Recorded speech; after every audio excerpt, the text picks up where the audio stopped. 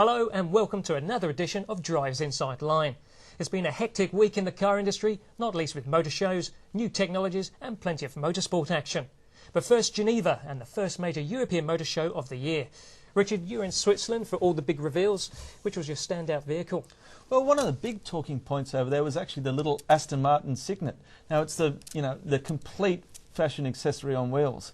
But there are a couple of things wrong with it. Number one, it's a Toyota, and number two, it costs $50,000. Yeah, it's a cute idea, and it's great you can buy an Aston so cheaply, but surely it places a question mark against brand integrity.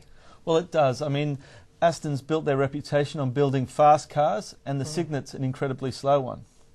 Now, one of the other interesting things to come out of Geneva was that Mercedes-Benz is developing new infrared technology, which detects pedestrians and animals at the side of the road, and then aims a spotlight at them. A good idea, Jez?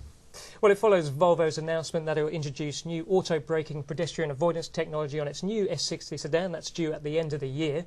And I think it's a good thing. I think we've seen in crash ratings that cars often score highly for occupant protection but poorly for pedestrian protection. Yeah, and when you think that 1 in 10 people killed on the roads in Australia was a pedestrian, it's got to be a good thing. Speaking of Mercedes, it's one of 2 German car makers rumoured to be looking at entering the Ford versus Holden V8 Supercar series. And Richard, that means we could have luxury cars on the grid at Bathurst. I think it's a really good idea. I think that the current format's become a little stale, and I think a new manufacturer will make all the difference.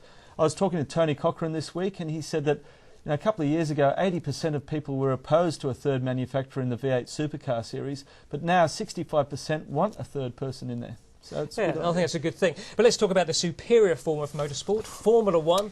We had the first race of the new season in Bahrain last weekend.